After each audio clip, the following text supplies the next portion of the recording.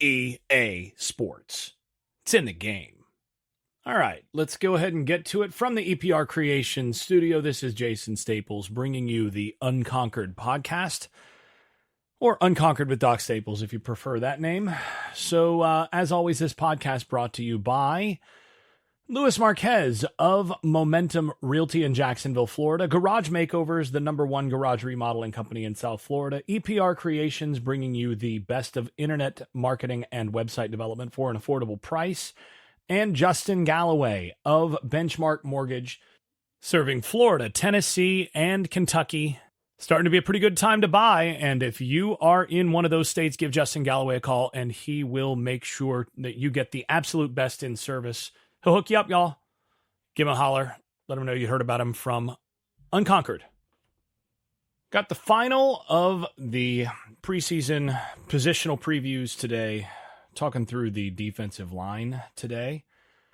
And we'll divide it into two bits. We'll talk about interior and edge separately. But just quick overview to start. And that is how far... I think we should just acknowledge how far FSU has come in terms of this overall position group and the roster as a whole.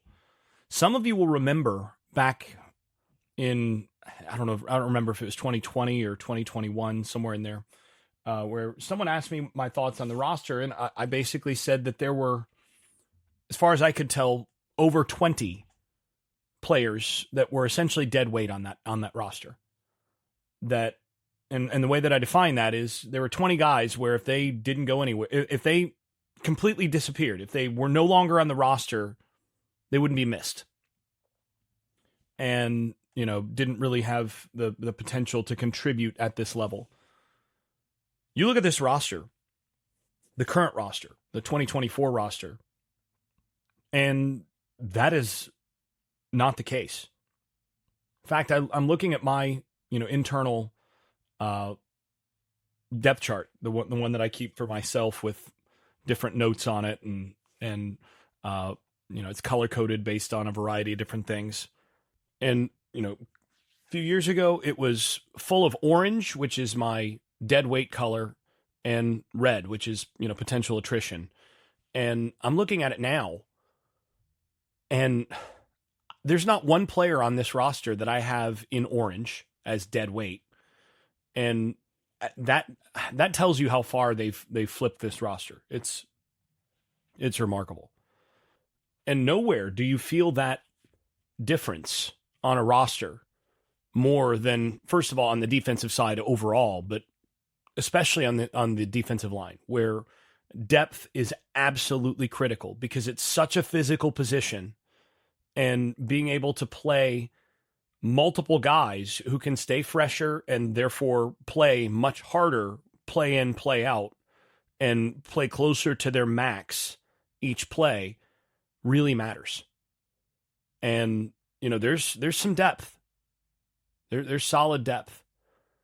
Now, as we've talked about all throughout these previews, we're going to start by looking at the players that Florida State lost from last season, and then assess how well they can sustain those losses.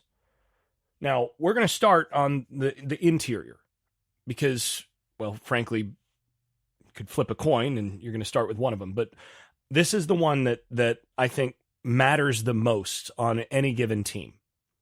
So, and I was recently, this week, I was on the Fishcast. So many of you know who Charles Fishbein is, the recruiting guy from over at the Osceola, and also has his own recruiting service that different teams subscribe to in the state of Florida and elsewhere. And, he knows the recruiting game super well. Fun guy to talk to, all that. So I was on his podcast, the Fishcast, this week, and talking more about big picture stuff. And one of the things we were talking about is how both of us, and those of you who've listened to this show for a long time know that I've been saying this for over a decade. We've talked about how if you want to be good, if you want to be a solid contender in college football, you have to recruit certain positions, the premium positions, super well. You have to have elite players at the premium positions. It's not enough to just have great players. You have to have those players at the premium positions. And those premium positions are quarterback. If you don't have a quarterback, you're in trouble. After that, it's defensive tackle, cornerback, and wide receiver. And then you can kind of throw defensive end, edge in there as well. You could really put the whole defensive line in there as quarterback, defensive line, cornerback, wide receiver. Have at least one alpha wide receiver. And basically, if you're good at quarterback and you're really good on the defensive line, and you're pretty good at corner, that's enough to be a conference contender in most cases. You can be pretty well average across the board at other spots, but it's going to be tough for teams to beat you. Because ultimately, football is a line of scrimmage game. If you can't block them, you're going to have a hard time scoring on them. If they can't block you, they're going to have a hard time scoring on you. Now, there are things that teams can do, and this has been sort of the development of the game over the past 2.5 decades. I mean, I remember diagramming this stuff up when I was in high school, thinking about how to get around great defensive lines by spreading things out and all of that. Between going to more spread formations and more RPOs and that sort of thing to try to get one-on-one matchups and get the ball out quickly before the defensive line can really have as much impact, you can mitigate that to some degree. But only to some degree, because if you can't run the football at all, and a team can basically stop you with their front four in that respect, suddenly they can commit all those other players to coverage, and then good luck. You're not going to have as many one-on-ones. So at the end of the day, even with all the different things that teams do to try to mitigate weaknesses at the point of attack, if you're really good on the defensive line, if they can't block you, they're going to have a hard time beating you. Now, Florida State, as we talked about, already has premium players at other premium positions. This might be a top 3 secondary, might be the best secondary in the country, maybe. I think it might be the best pair of corners in the country. So that's already providing a great supplement if you can make it difficult for teams to block you. And then, of course, the linebackers, they can go big. Cam Riley and DJ Lundy, you got 2 guys that are 230 plus, if that's the 2 that you put out there. Now, if you can put 4 out there that can stop the run with those 2, if you can stop the run with light boxes and then commit to defending the pass with your secondary all the more, oh boy, that's how you get a recipe for last year. Florida State was the number 1 pass defense in the country by a good margin. And that's despite playing some really good pass defenses or pass offenses. They're the one team in the country that shut LSU down in the passing game. And how'd they do that? Well, light box and then cover with elite players at corner. So that's where they are. And this is an absolute premium situation, premium position. Now, looking at where things were last year and going back to 2022, one thing that I want to highlight is the importance of depth on the interior at defensive tackle. So there are some positions that are, consistency positions, or they're really depth positions, and it's all about having enough good players who aren't going to get you beat, more than having 1 or 2 elite players. And then you have, the positions where having 1 or 2 elite players matters more than the depth. So you think about like offensive line, having 5 competent offensive line starters, none of whom is a glaring weakness, is more important than having an elite left tackle. Because if you have 2 guys that are weaknesses and then the elite left tackle, you're still going to give up tackles for loss, pressure on the quarterback, etc. But if you got 5 guys that are good and work well together, that can be a really good unit. Versus, you got 5 guys that are pretty good at wide receiver or at running back. That's not going to help you as much as having one elite guy, right? The one guy that forces you to double team him at wide receiver changes things. The one running back who basically you have to load up to stop the run because that guy's going to be that guy, that changes things. Now, defensive line is a both and position. It's about having elite players. If you don't have 1 or 2 guys that can just wreck shop, that demand a double team, that demand attention, then your defensive line's not going to be good enough.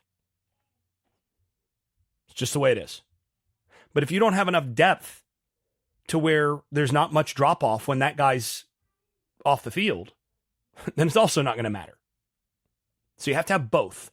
Having elite depth, having elite players, and then really good depth is imperative at this position. I'll give you a good example. 2022, Florida State frontline guys, pretty darn good. You had Fabien Lovett and Cooper as your primary, Robert Cooper as your primary defensive tackles. And those 2 guys, when they were on the field together, were one of the better pairings in the country. Problem is, Lovett got banged up against LSU. Never was quite the same player after that. Lovett got banged up. Then Cooper got banged up. And the guys that they had behind him were Jarrett Jackson and Malcolm Ray. That was your 3 and your 4 in 2022. Then you had a redshirt freshman, Joshua Farmer, who is still not the Joshua Farmer that you're bringing into 2024. But you had 3 and 4. That was your Jarrett Jackson and Malcolm Ray. And there's a point in the season where Lovett was out, and then Cooper got banged up, and Florida State lost 3 games. And the main reason they lost 3 games is because those 2 guys were hurt. They did not have a 3 and a 4 that could reliably go out there and help them win games against decent competition. And that was the difference. Really, the primary difference between 2022 and 2023 was as simple as that. They went out and they got Braden Fiske as the number 3, and then they had Fabien Lovett back to pretty healthy. And they were able to rotate guys on the interior in a way that they could not the prior year. Going back to 2022, when Lovett and Cooper were off the field, they were in trouble. Last year, that was not the case. Last year, they were able to rotate a bunch of bodies. You look at the snap count last year. They had 6 guys on the interior defensive line with more than, 1, 2, 3, 4, 5, 6. 6 guys with more than 144 snaps on the year on the defensive interior. That's Lovett, Fiske, Farmer, Malcolm Ray, Dennis Briggs, and Daniel Lyons. And last year, the thing that we went into the year talking about is how essentially Malcolm Ray had been your number 3 going into 2022, but he was at best your number 4 going into 2023, and how much healthier that essentially meant that room was, and what a big difference having a Fiske on the roster would make because of the ability to rotate over the course of the year with Farmer, Fiske, Lovett, and then you get to Ray, and then you bring in Daniel Lyons, and then you bring in Dennis Briggs. Having the ability to do that and rotating that many guys, 144 snaps for Lyons was the 6th most on the team. That's an enormous advantage. And then, you also get into practice reps and how all that divides out as well.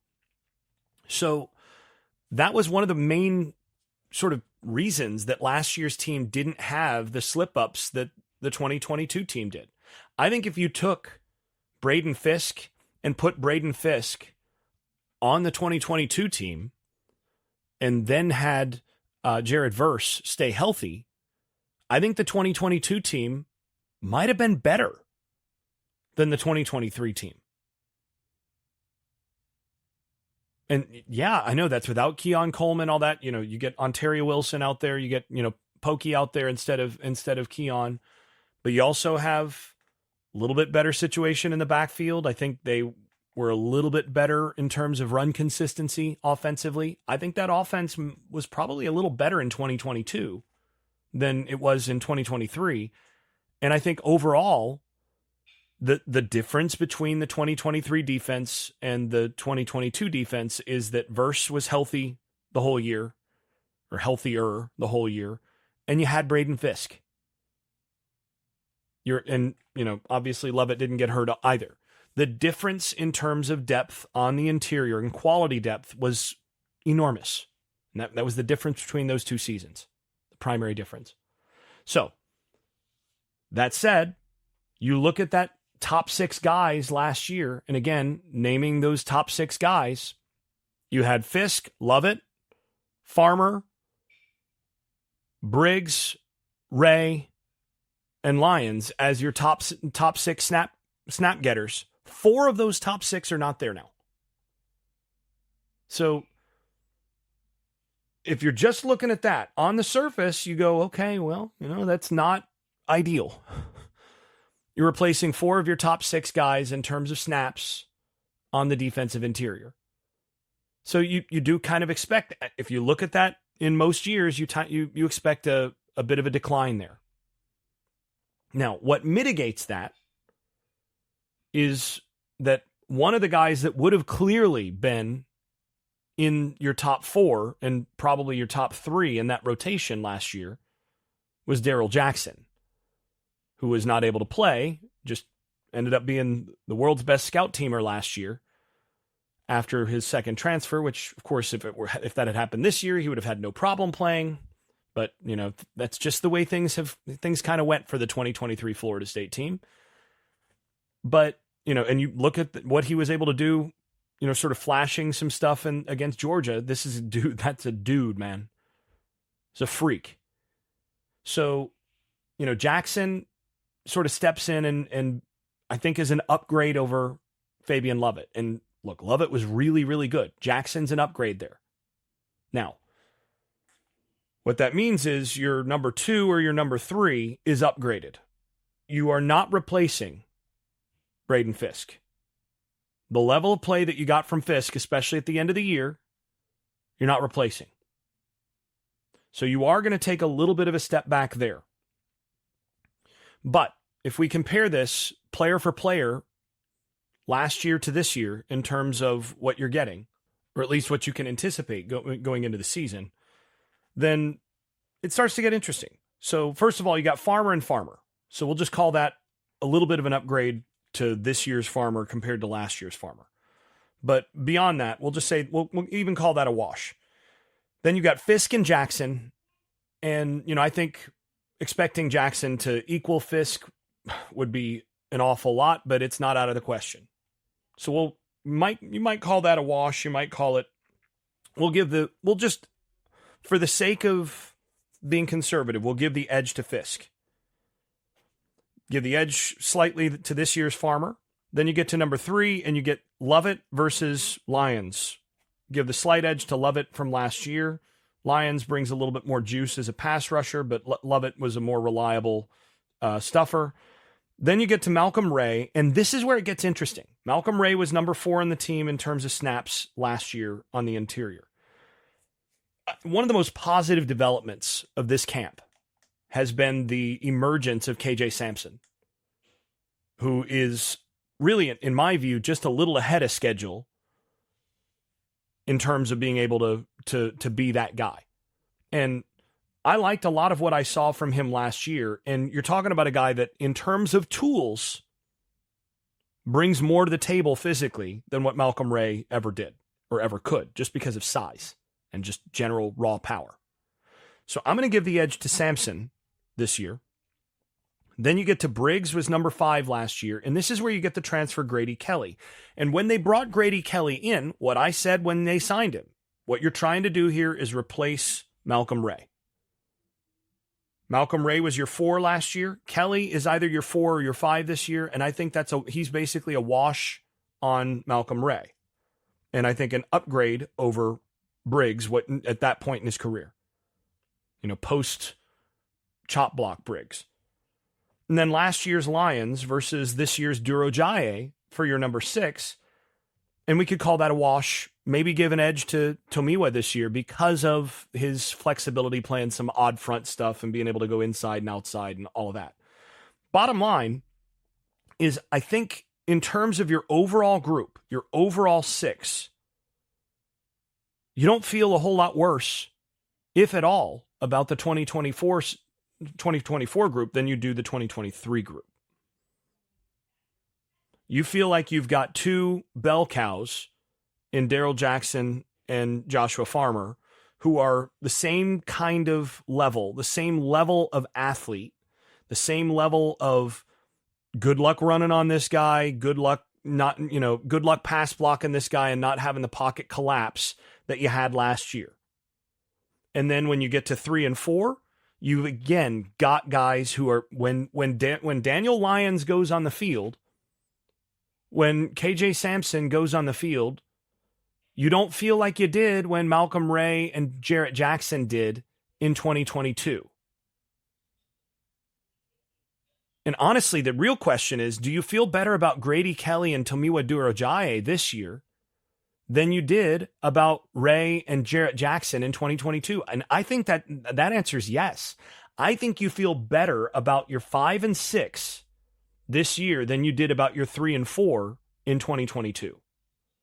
And again, what that allows you to do is you've got to have these guys, your 5 and 6 have got to be able to steal 8, 10, 12 reps per game early in the season just to keep Jackson and Farmer healthy and fresh. You've got to get into the meat of your schedule. You want to get to the Miami game, to the Notre Dame game, to those games in October, early November. You want to get to those games as healthy as you can be so that Jackson and Farmer can wreck shop against the teams that can beat you or that should be able to, give you a problem. You've got to be able to do that. It's critical. And again, I think you're going to see a rotation of essentially 6 guys here where you're going to be able to get to that second half of the year where they're healthy. And again, you look at the number of snaps last year. Joshua Farmer had the most snaps, or Farmer and Fiske. Fiske had the most snaps. Farmer had the second most snaps of the interior guys last year. Fiske had 444. Farmer had 427 on the season. That's not a bunch. There are teams where their interior defensive linemen are playing 850, 900 snaps. That's twice as many snaps as what Florida State's interior starters got.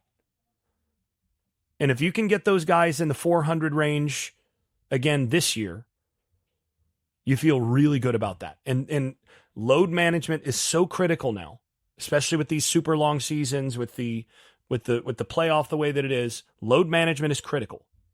And I think this team is still built for load management. Now, I still wish they had one more big body. I mean, I think the Tifase transfer, that's one that I wish he'd stuck around. You wish Malcolm Ray had stuck around. You understand why Malcolm Ray didn't. Because you look at this roster and he's 4 or 5 on this roster again, and he would rather play 500 snaps somewhere else than play 250 on this roster right now. I understand it. I get it.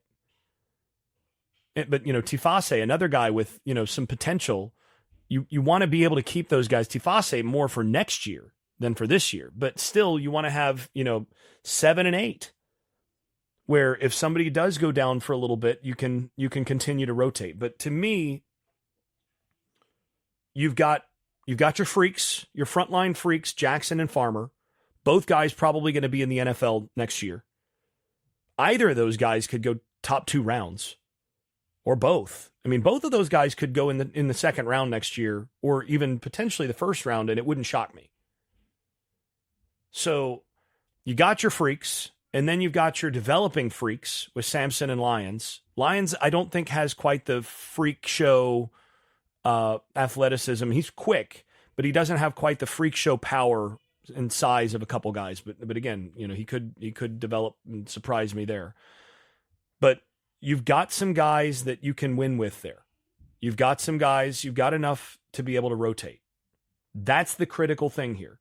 And when you look at how they like to stop the run with light boxes, you look at how they need to be able to compress the pocket and all that, you think, I think they're going to be able to do that. And a lot of teams in the ACC, frankly, would trade straight up their starters for Florida State's backups at defensive tackle. A lot of teams would start Daniel Lyons and KJ Sampson or Grady Kelly at defensive tackle in the ACC. And what that means is you can still go out there and feel like you can stop the run and play good defense, even when Jackson and Farmer are not on the field. And that's something they couldn't do in 2022. It's something they will be able to do in 2023. That's one of the reasons to be really bullish on this team. But more on that at the end here. Okay, moving into the second half of the show, we're going to talk about edge players. And, when we're talking about guys that you're moving on from, guys that you lost from last year, the list kind of starts with one of the best edge players in school history. And I know that's an enormous statement. I mean, this is the program of Dre Wadsworth and Peter Boulware and Renard Wilson and Derek Alexander and Jamal Reynolds and, just player after player, Burns, a whole bunch of guys. And I'm telling you, Jared Verse belongs in the very elite company at the very top of Florida State edge players in history. And I talked about this at the end of last year, but, the 2023 Florida State defense gave up 4.7 yards per play on the season. That was 10th nationally. It was really good. When Jared Verse was on the field, that number was 4.1 yards per play, which was third. And when he was not on the field, they gave up 5.9 yards per play, 88th. They gave up 1.8 yards per play more when Jared Verse was not on the field than they did when he was on the field. And by the way, that discrepancy was even larger when the score was within 17 points. So when we're sifting and we're eliminating garbage time, this gets even bigger. When Verse was on the field and the game was within 17 points, so non-garbage time, Florida State gave up 4 yards per play last year. First in the country, which was better than Iowa's 4.2 yards per play. So when Jared Verse was on the field, Florida State had the best defense in the country. And by a good margin. When he was not on the field and the score was within 17 points, Florida State gave up 6.4 yards per play. That's 2.4 more yards per play with Verse off the field in the game within 17 points than what they had given up when he was on the field. And by the way, that 6.4 yards per play would have been good for 114th in the country. So they go from the best defense in the country with Verse on the field to the 114th best defense in the country when he's off the field last year. That's unreal. Now, that takes us back to what I had just been talking about in terms of 2022. When Lovett and Cooper were off the field, the splits were similar. When they were on the field, really good defensively. When those guys were not on the field, they just weren't good enough. Last year, the one place where they just weren't good enough, depth-wise, was at end. On the end, they didn't have a 3 that they could depend on. And they didn't have a 4 that they could depend on. Gilbert Edmond was a bust. That's why he went back That's why he was not a guy that they were really broken up to lose. So when we're talking about who they lost and who they're bringing back, this year they lost Jared Verse, who's one of the best defensive players, not just edge players, but one of the best defensive players in school history. And I know that, again, that's an enormous statement. And Gilbert Edmond, who was not that. So you're replacing those two guys. And then you're bringing back Patrick Payton on the other side. And then a bunch of the guys that were backups. And then you're trying to replace the two that you lost, Verse and Edmond, with Marvin Jones Jr. and Sione Lolohea. 2 transfers. Now, here's the interesting thing. The question is, how is this going to impact the overall edge room? And this is a really important piece, because when Florida State played Georgia in the postseason exhibition game, Georgia, and I broke this down in the offseason looking at that game, looking at what happened defensively. Georgia destroyed Florida State on the edge and at the nickel position, where Jarrian Jones was not. Those two positions, Georgia just went at them all game. And basically, because Florida State could not hold up on the edge and kept getting beat at the nickel spot, basically Georgia did whatever they wanted. So Florida State knew they needed to be able to find something to replace Jared Verse. Looking at what they weren't able to do with him when he was not on the field, they knew that they needed to find something to solve that. Now, here's the thing. Peyton got pushed around a little bit in that game when he had to play more of the Verse role and was not free to be the kind of designated pass rusher role that he was most of the year. So I mentioned this in an earlier preview, but basically last year, one of the things that made Verse's year so amazing and made him so valuable to that defense is the amount of time that he was essentially two-gapping on the edge, where he was responsible for both the B gap and the C gap. And then if it was a pass play, he then was turned loose after that, after his fit for both the B and the C gap, to then rush the passer. And he still was really effective as a pass rusher. Well, that's a different thing than what you're asking a guy like Patrick Payton, who's not the size power kind of rusher. He's more of a true, traditional edge rusher. You're asking him to do something different. You're asking him generally to take one gap, usually the C gap, on the outside of the offensive tackle, and win with pass rush there. And that's something that he was able to do a lot. But if you ask him to do what Verse did, that's not going to work out as well. He's just not built for that. Even though he has gained weight and all of that, he's gotten stronger. That's not as much his game. What Verse doing what he did allowed is he allowed Florida State to go light box all season without really having to pay for it, because Verse just kept handling things on the defensive line. Between Verse and Fiske on that side of the ball, on that side of the defensive line, they could go light, they could be a gap short, and those guys are able to compensate for it. So, question is whether FSU has anybody on their roster that's going to be able to do anything like that. Now, bottom line is, I don't think you expect to replace Jared Verse and upgrade. I don't think you expect even to get quite the same level of production or quality. Even if the numbers are comparable, I don't think you're going to get the same level of value that you got out of Verse, out of anybody. Because again, I think Verse last year had the best season of any edge in the country. You're replacing the number one edge in the country. And, odds are you're not going to have the number one edge in the country to replace him. That said, if you are going to replace that guy, it sure helps to have a guy like Marvin Jones Jr. walk in that door. And I don't want to overvalue, the beginning of practice race against Mike Norvell in terms of scouting, in terms of assessing a player.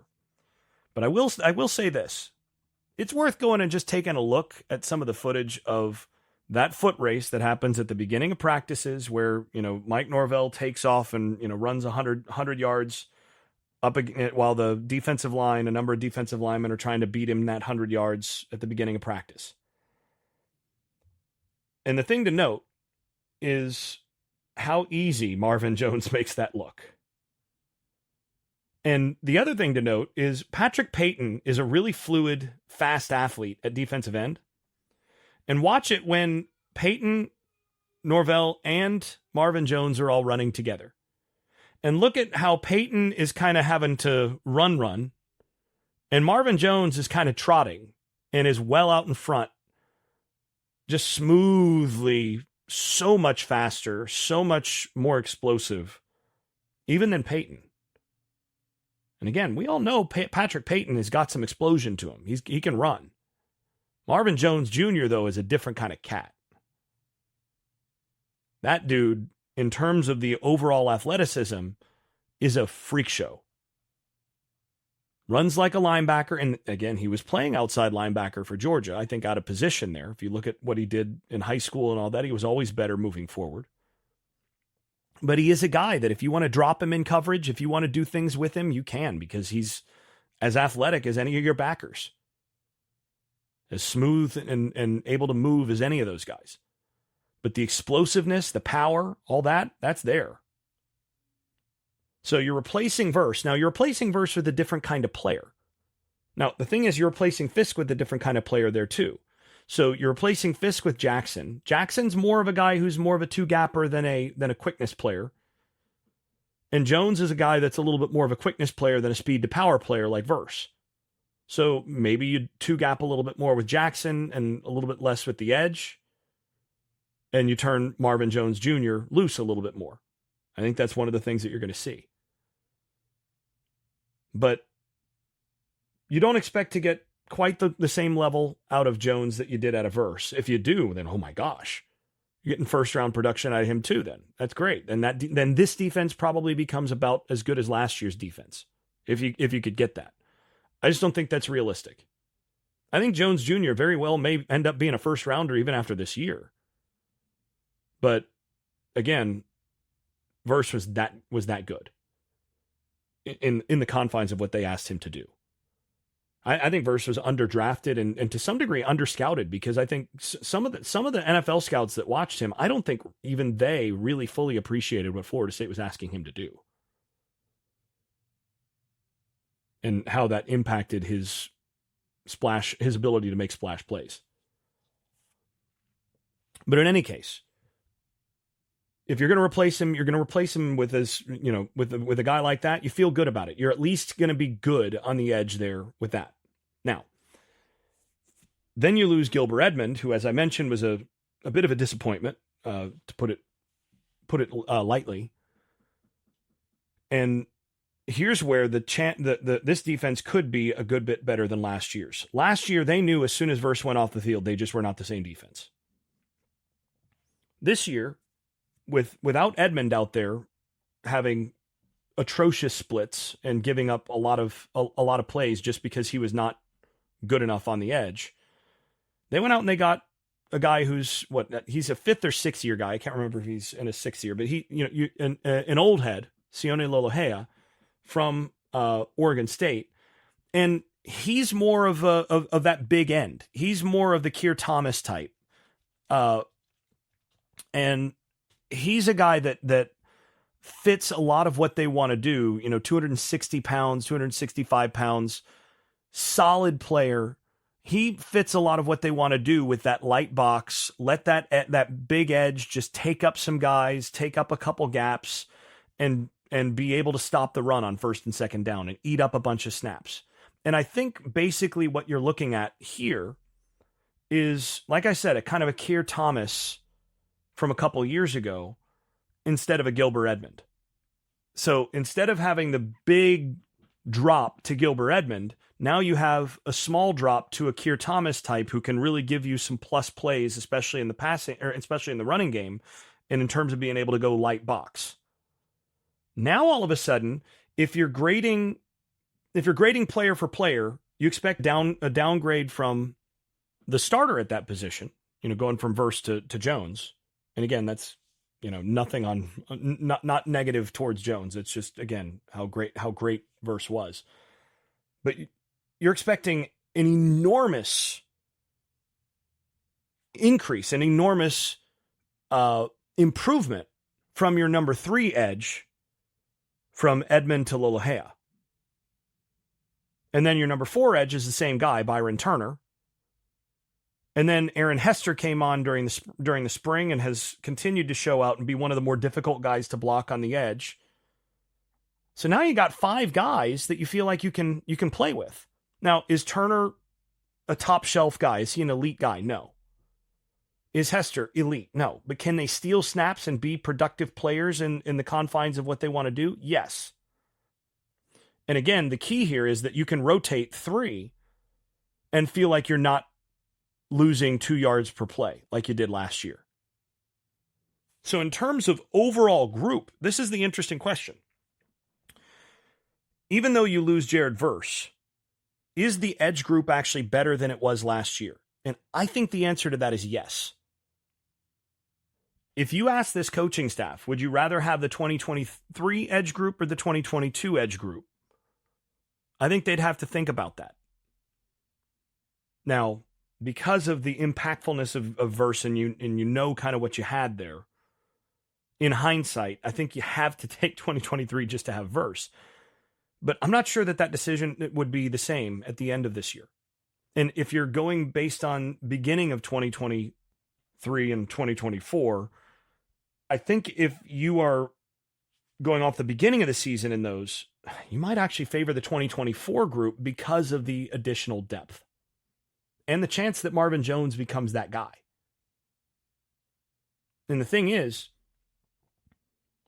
in terms of Jackson, Farmer, and Payton, all 3 of those guys are freaks. And Jones is maybe the freakiest freak of all of them. Jones and Jackson probably have the argument for that. And neither of those guys was out there last year. So you got 4 freaks, like freaky freaks on the defensive line. And you've got sufficient depth behind him where there's not just a fall off the cliff depth problem. You feel really good about that. Now, here's the thing. If any one of those guys, your front line 4, go down, that changes things, right? But that's true for everybody in the country. And you would love to see a Jaden Jones or a Lamont Green Jr. I think Boots is one more year away there. But you'd love to see one of those guys step forward and become more of a guy over the course of this year. D.D. Holmes is another guy that, they're going to need to develop quickly, because you start to look at this team for 2025, you're probably losing all 4 of these guys. Jones Jr., Darrell Jackson, Joshua Farmer, and Patrick Payton, all gone. And then Lolohea, gone. You're losing 5 of your top 7 defensive linemen going into next year. So they got to reload. They're definitely going to have to play some young guys just to make sure that they don't wind up in real trouble in 2025. And they're going to have to, once again, find a way in the portal to replenish this room. But they're going to need to develop some depth there in terms of, guys for 2025. But for 2024, I think this is a top 5 to 10 group in the country. And you start asking how many teams on this schedule can block you well enough to, plausibly beat you. And let's go down the schedule. Georgia Tech, maybe. They handled Georgia well enough last year that maybe. Boston College, no. Memphis, probably not. California, no. SMU, maybe. Clemson, maybe. Duke, no. Miami, probably the best offensive line you face. So say yeah. UNC, probably not. Notre Dame, maybe. Charleston Southern, no. Florida. So you got what, five teams? You got 4 or 5 games on this schedule where you're looking at it and you're saying this is a team that can block you well enough to where that's a plausible loss. Basically, everybody else you look at and you're like, yeah, they're probably not going to beat you just because they can't block you. And that's kind of Florida State of old there. So that's, one of the reasons to think that this team does, probably they probably should be the favorite in the ACC, despite some limitations in some other areas. When you look at the line of scrimmage, this is a line of scrimmage game. And on the offensive and defensive lines, this is a good football team. And especially on the defensive line, when you got 4 freaks that you can trot out there and, you get to crunch time and you put those 4 out. Last year's team, that was the thing. They put their frontline guys out there in the fourth quarter. And, the first team in 25 years or whatever to give up negative yards in consecutive fourth quarters against Florida and Louisville. This is the kind of team, again, that has that kind of frontline talent to cause serious problems if they can just get to that point to where, those guys are, game on the line. You put those guys out there and they take care of business. And that's going to be important because this is not a team that's going to be built to throw it around the yard and come back and win games, from behind. This is a team that is going to have to play solid defense and not let teams get out to big leads. And this is a defensive line that's equipped to keep that from happening. All right, well, I've talked plenty. It's almost, 46 minutes, so it's plenty for a position group preview. We'll go ahead and wrap there. This has been Unconquered with Doc Staples. Thanks for listening. If you've been enjoying this podcast, please leave a 5-star rating over at Apple Podcasts and wherever else you listen to podcasts. Post and repost episodes on social media and tell a friend. And if you haven't left a review in a while, do it again. It really does help the visibility of the podcast. Before we go, I'd also like to thank my advertising partners once more. That's EPR Creations, Louis Marquez of Keller Williams Realty in Jacksonville, Florida, Shenandoah Real Estate in the Research Triangle of North Carolina, Garage Makeovers, the #1 garage remodeling company in South Florida, and Justin Galloway of Benchmark Mortgage, serving Florida, Alabama, Tennessee, and Kentucky. You can also stop by the Unconquered Shop at unconqueredpodcast.com, where you can buy stickers, pins, magnets, t-shirts, and other swag. And thanks also to all those supporters over at Patreon, where I post video analysis and field questions for the podcast. I am especially grateful to those above the dynasty level. That is Andrew Garrett, Brian Leininger, Neil Cook, Casey Kidd, Chris Chartrand, Dave Blair, Hector Cartagena, Jack Horton, Jimmy Van, Jonathan Kennedy, Keith Cheney, Lee Caswell, Tyler Kashishke, Vince Calandra, and Bert Bertoldi. You all are far more generous than I deserve. I'm really grateful. Thanks to you all. This has been Unconquered with Doc Staples. I'm your host, Jason Staples. Thanks for listening and thanks for your support. I made this.